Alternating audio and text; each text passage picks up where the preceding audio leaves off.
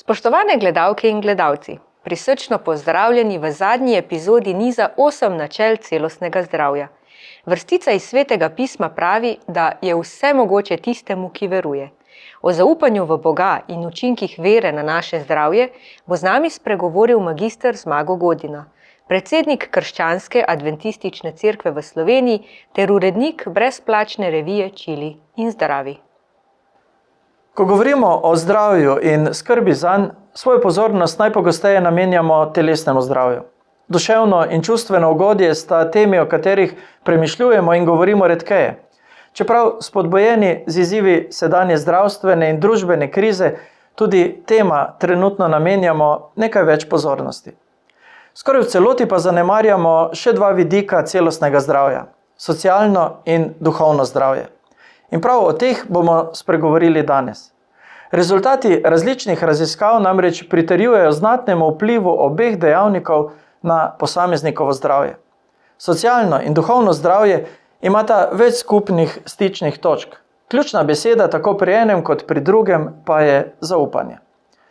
Kadar omenjamo socialno zdravje, imamo v mislih smiselne stike in odnose z drugimi ljudmi.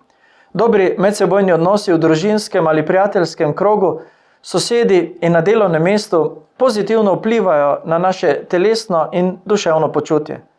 Med dokazanimi prednostmi, ki jih prinašajo, so več zadovoljstva, večje samospoštovanje, več empatije ter bolj zaupljivi in sodelujoči odnosi.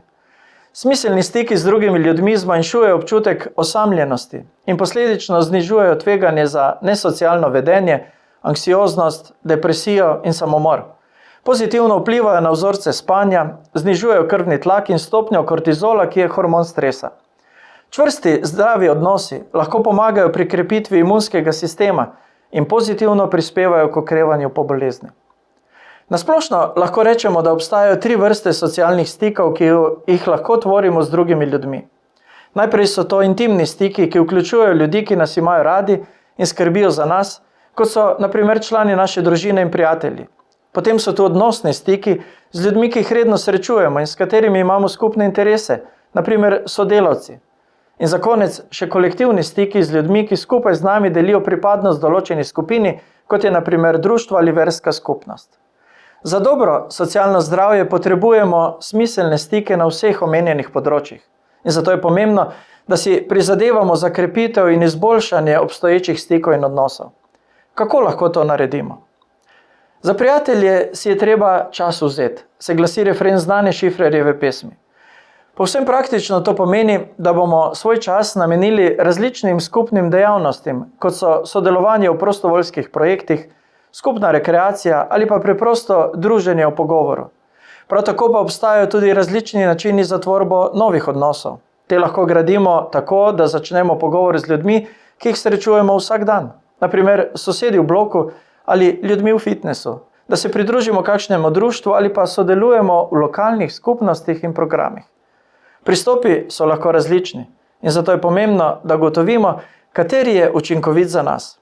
Bistvo socialnih stikov je, da svoj čas, svoje izkušnje in svoja doživetja delimo z drugimi ljudmi in da ti to isto delijo z nami. Oglejmo si še na kratko področje duhovnosti in religioznosti ter njunega vpliva na naše zdravje. Duhovnost zelo posplošeno razumemo kot osebno osredotočenost na nekaj ali nekoga večjega, kot smo mi sami, na sveto in transcendentno. Skratka, preseganje tuzemskega in materialnega. Po drugi strani pa s pojmom religioznost opisujemo sodelovanje v obredju organizirane religije, sprejemanje in ravnanje po sistemu verskih prepričanj, prav tako pa tudi pripadnost skupnosti istoverujočih. Ne glede na razlike v opredelitvi, lahko obe znatno prispevata k posameznikovemu telesnemu, čustvenemu, duševnemu in tudi socialnemu zdravju.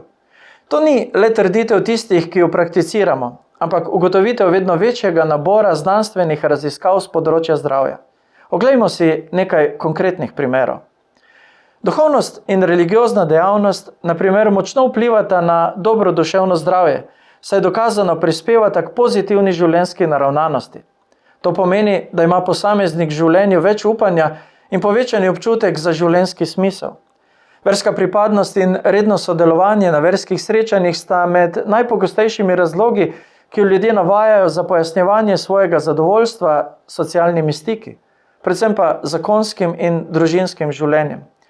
Kot kažejo številne raziskave duhovnosti in religioznosti, ti vodita tudi do povečanega samospoštovanja in spoštovanja drugih in hkrati nudita več socialne podpore in povezanosti. Verska prepričanja, kot je na primer prepričanje o večnem življenju, dokazano zmanjšujejo negativne učinke stresa, še posebej tistega, ki je povezan z izzivi na delovnem mestu. Sodelovanje v skupnih verskih obredih zmanjšuje tveganje za depresijo, osamljenost, tesnobo in žalost, ter pozitivno vpliva na pripravljenost posameznika, da angažirano deluje v družbeni skupnosti. Duhovna podpora sovernikov v skupni molitvi in medsebojni povezanosti povečuje posameznikovo sposobnost za spopadanje z različnimi življenjskimi izzivi, ne le vsakdanjimi življenjskimi težavami, ampak tudi z velikimi življenjskimi tragedijami. Ljudje, ki se redno udeležujejo skupnih verskih dejavnosti in redno izvajajo osebne duhovne discipline, kot so na primer osebna molitev, branje svetega pisma in premišljevanje, imajo nižjo stopnjo smrtnosti ne glede na druge dejavnike tveganja. Čisto konkretno to pomeni, da verujoči ljudje, ki redno obiskujejo bogoslužna srečanja, povprečju živijo do 7 let dlje. Rezultati več kot 250 epidemioloških zdravstvenih študij pa kažejo, da dejavna duhovnost in religioznost zmanjšujeta verjetnost različnih zdravstvenih tveganj, kot so vnetja, kronične bolezni, srčno-žilna obolenja, sladkorna bolezen in celo rak.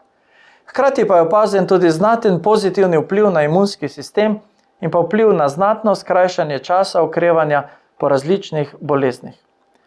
Najpomembnejši poti do teh zdravstvenih prednosti sta z verskim prepričanjem spodbujen zdrav življenjski slog, skratka vse to, o čemer je tekla beseda v prejšnjih oddajah, in pa socialna podporna mreža, ki je sestavni del pripadnosti skupnosti verujočih.